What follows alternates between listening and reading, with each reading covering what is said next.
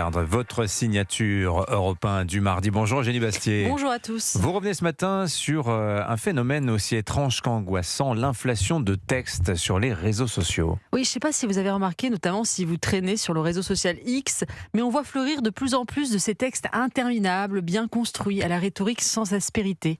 C'est ce qu'on appelle le slop IA, ou la bouillie numérique, un contenu généré entièrement par l'intelligence artificielle. Alors vous savez, d'abord, on a eu droit à une inflation d'images absurdes ou amusantes, des chats qui jouent au ping-pong, Donald Trump et Xi Jinping qui dansent la Macarena. Puis le phénomène a progressivement gagné le texte. Ces textes, produits à la tonne par Claude ou ChatGPT, sont souvent intelligents, argumentés, mais sans saveur. Leurs auteurs, ou faudrait-il dire plutôt leurs commanditaires, citent des écrivains qu'ils n'ont pas lus, convoquent des références qu'ils n'ont pas assimilées, alignent des idées qu'ils n'ont pas mûries. Alors certains célèbrent cette démocratisation du savoir, la fin d'un monopole idéologique des intellectuels ou des écrivains. D'autres y voient surtout une érudition de façade, une intelligence sans intériorité, une culture sans digestion. Mais est-ce qu'on est en train de voir disparaître l'écriture, Eugénie ? Écoutez, les réseaux sociaux et les écrans ont tué la lecture. L'IA tuera-t-elle l'écriture ? Dans le Figaro, Victoire Lemoine décrit ce grand vertige des écrivains face à un bouleversement majeur.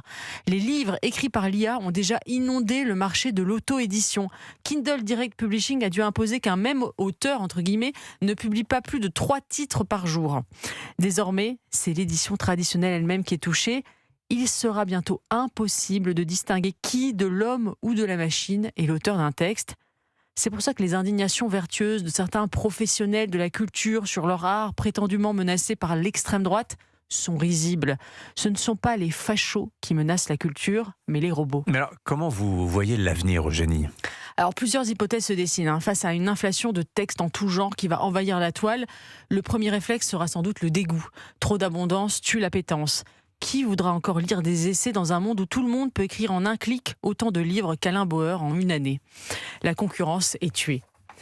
Si les films, les romans et les essais sont produits par l'IA, peut-être se retournera-t-on vers la parole vivante et incarnée. L'intelligence ne sera plus rare, mais la sensibilité, oui. On reviendra au théâtre, où on sera sûr d'entendre un talent de chair et d'os, capable de nous émouvoir. On écoutera peut-être davantage la radio, ce lieu du direct où l'on ne peut pas entièrement tricher.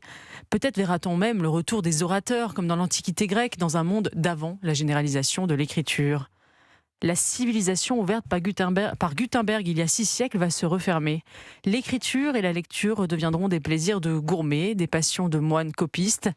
Seuls les vrais écrivains continueront d'exister, non pas ceux qui maîtrisent simplement le langage, mais ceux qui savent en faire l'instrument d'une sensibilité, d'une expérience, d'une blessure. Signature garantie sans IA, pour le coup. Eugénie Bastier, merci beaucoup. À la belle bientôt.